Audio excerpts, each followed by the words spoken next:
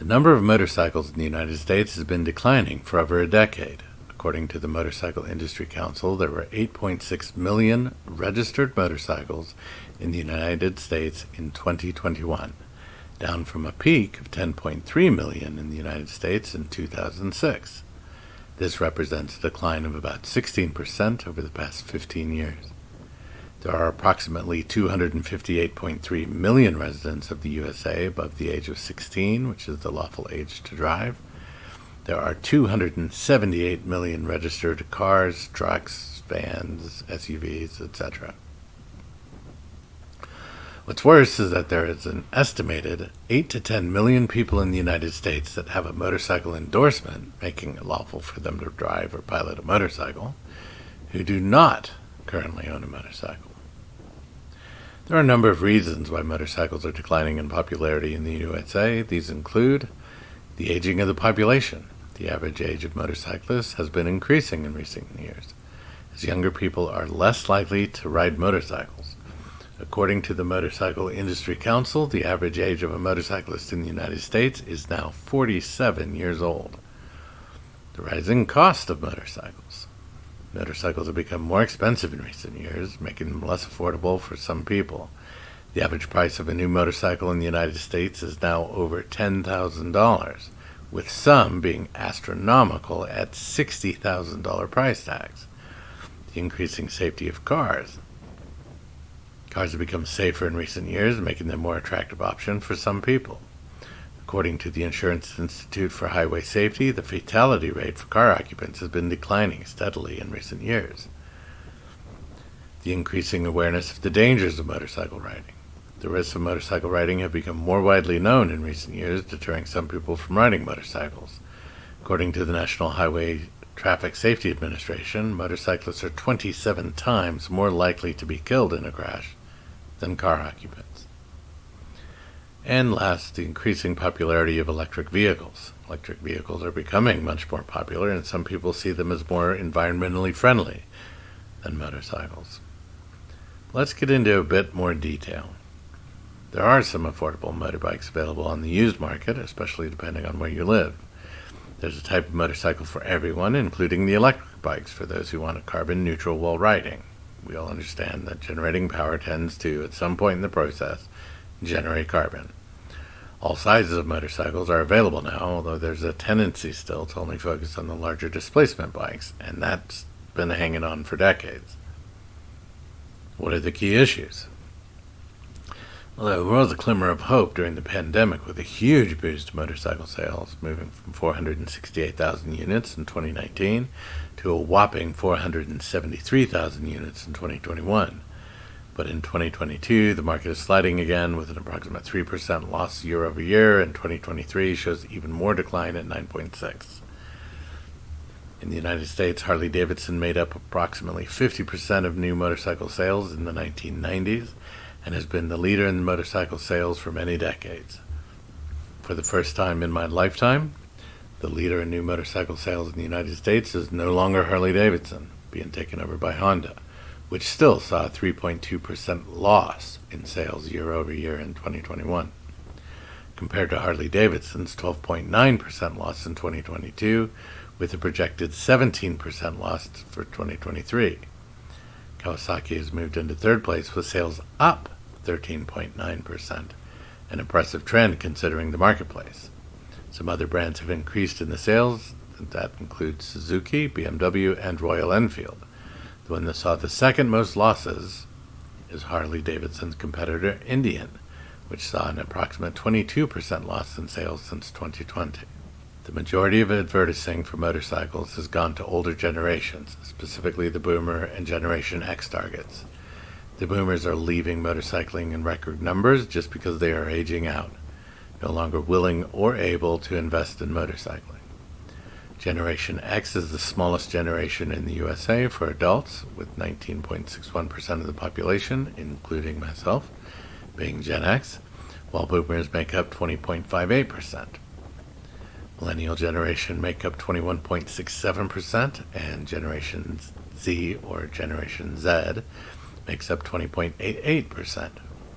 So those last two generations, the Millennial and Zoomer, if that's what Z stands for, I'm not sure. Generations that are much less interested in riding motorcycles than Generation X is.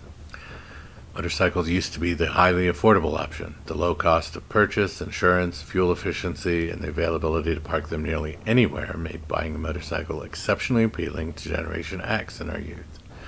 Owning a vehicle was far more appealing than not having one, and the myth that a vehicle equaled freedom, even more with a motorcycle, was still part of the American culture. We had the ability to have a cheap beater car and a used motorcycle, so we could accommodate inclement weather. Many of us moved into cities from the suburbs or rural areas because that was the cool thing to do. Generation X lived with the shadow of nuclear annihilation hanging over our heads, so the threat of being injured or killed in a motorcycle didn't seem like much of a big deal for those of us who never expected to make it to 30, let alone past middle age. The millennials have helped produce a lot of data on how living and changing the way we live in the USA has evolved. Major recession, near constant war and conflict during their lifetime, major housing crisis, static wages with exploding wealth in the 1%, outrageous inflation, crippling student debt just to stay relevant, a global pandemic, and signs of another major recession, all before they hit 40. We have changed what millennials look for in transportation. Short version of it is that with limited funds, financial instability, severe weather, and high living costs for urban millennials, public transportation and taxis, or Uber, Lyft, to fill the gaps makes much more sense than buying a vehicle, insuring it, fueling it, whether that's gasoline, diesel, or electricity, and then paying for parking. For millennials in suburban or rural areas, electric vehicles are far too expensive and have limited range, which loses appeal outside of metropolitan areas. In rural areas, the lack of charging stations creates more range anxiety, especially for the more affordable electric vehicles, which come with much shorter range capabilities than their expensive counterparts. Cars make much more sense than a motorcycle, dollar for dollar. Not only does a car come with air conditioning and heat, the ability to carry passengers, groceries, and other things that need hauled about, it locks. It has abundantly more safety features, which makes survivability of wrecks much higher probability. And with the advent of crash videos on YouTube, the awareness of motorcycle injuries and death is very real and well documented in the millennial mind. Zoomers have all the issues being born to a world that included social media, the obsession with being connected via screens and not in person. Many being educated during the pandemic and losing out on critical socialization opportunities with their peers, and growing up with parenting completely foreign to that which was experienced by Generation X. Many of Generation Z aren't even getting driver's licenses, let alone additional endorsements for motorcycles. The cost of new motorcycles has excessively outpaced the growth of wages.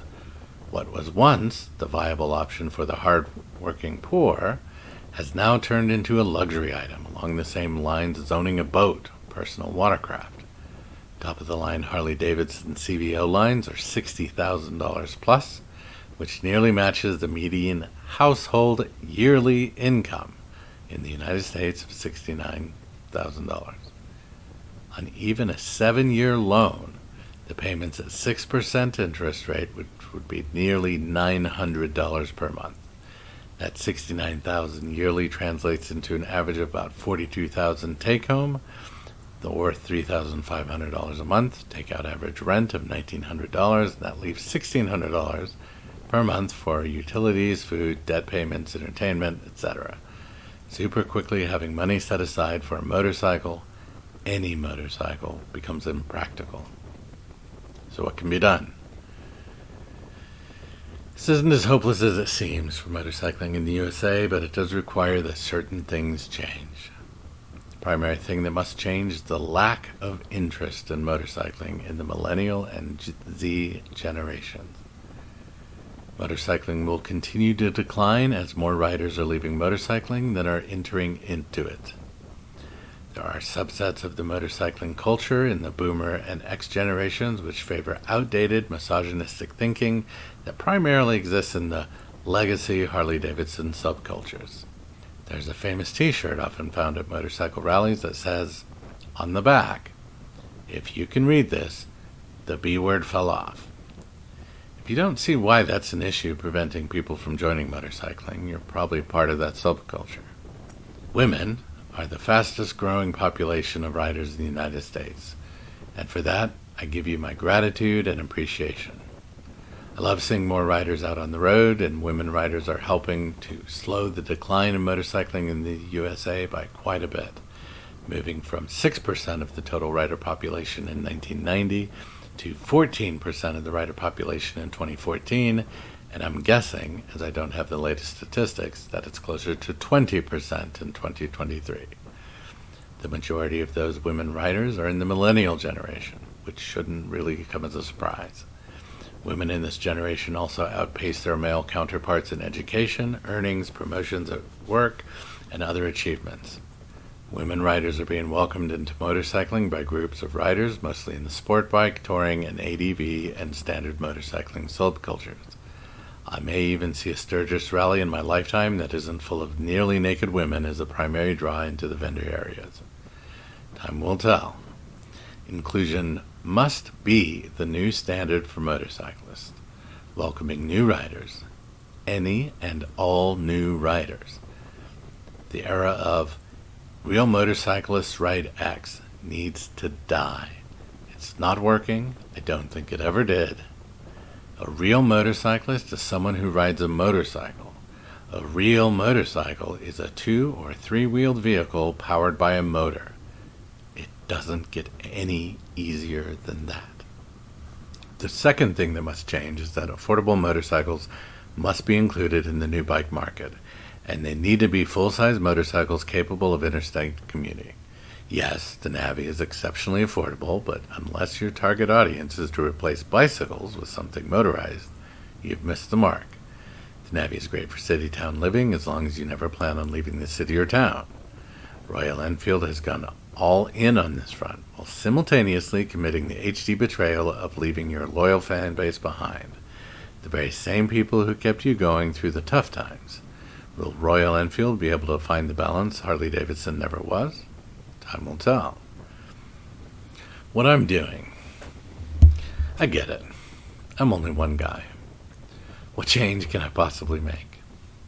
Well, some, maybe. And as long as I can make a difference at all, I will. Maybe more people will do things to help bring more riders into our beloved way of transportation. First thing I'm doing is I'm being a good moto-citizen.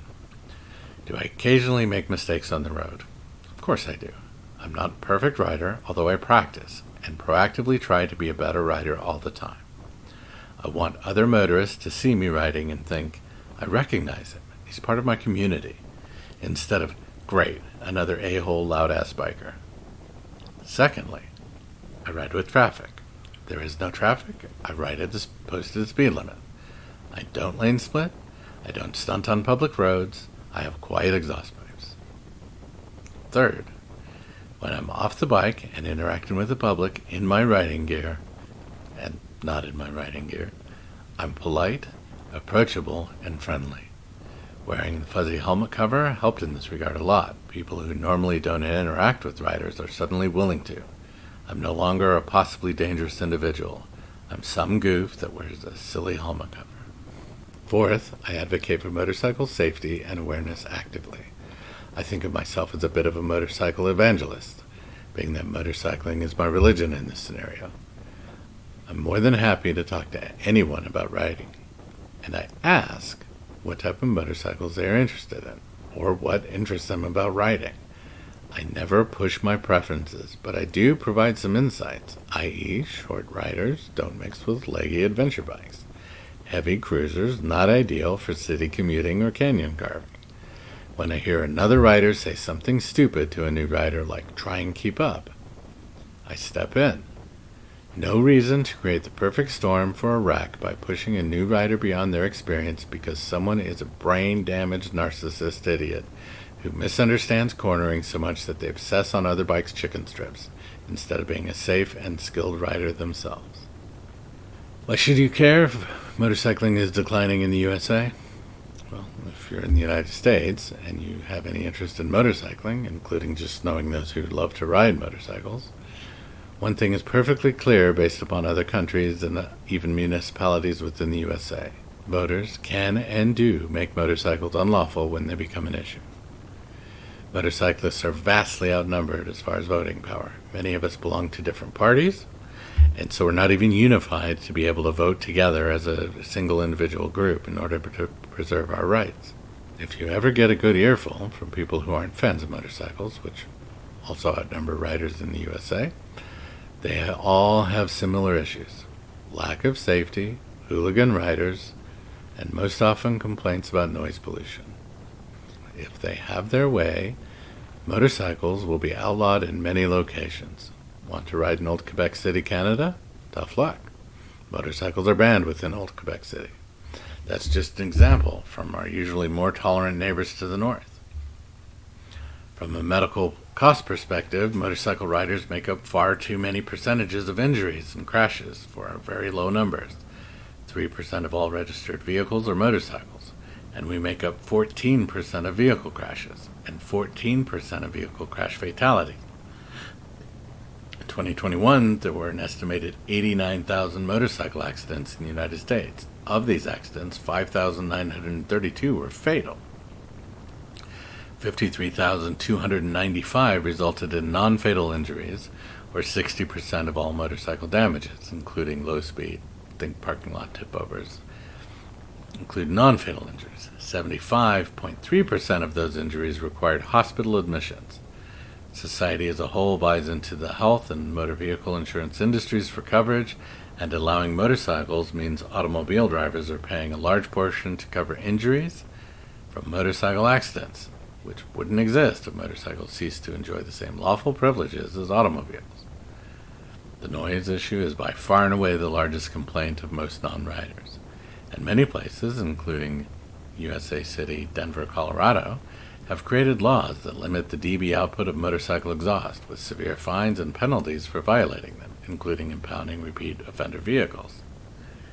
There have been a number of studies that have disproved the myth that loud pipes save lives for motorcycles. One study, conducted by the Romanian Association for the Development of Motorcycling, found that the noise from loud pipes was not audible to car drivers until the motorcycle was within 33 feet. This means even if loud pipes did make motorcycles more noticeable, it would be too late for car drivers to react safely. Another study, conducted by University of California, Berkeley, found that there was no correlation between the loudness of a motorcycle's exhaust and the number of accidents involving those motorcycles. The study also found that loud pipes were more likely to annoy and irritate other drivers, which could actually increase the risk of an accident. The evidence is clear that loud pipes do not save lives for motorcyclists. In fact, they may actually make motorcycles less safe by annoying and irritating other drivers, making them pay less attention to actually driving. If you are a motorcyclist, there are things you can do to increase your safety on the road, such as wearing a helmet, riding defensively, taking safety courses, obeying the speed limit, and wearing high visibility clothing. What I ask everyone watching to do is to consider being a motorcyclist evangelist yourself. It definitely wouldn't hurt to have motorcycling be a place that everyone can come and be a part of. It may just prevent motorcycling's future from being an obscure small group of individuals with insanely expensive bikes and many roads being off limits due to the public negative perception of all things motorcycles, including their safety, and how annoying the asshat loud bikes are. If you made it this far, thank you so much for sticking with the video. Keep the shiny side up, keep stunting and land speed records for the track, and enjoy your ride.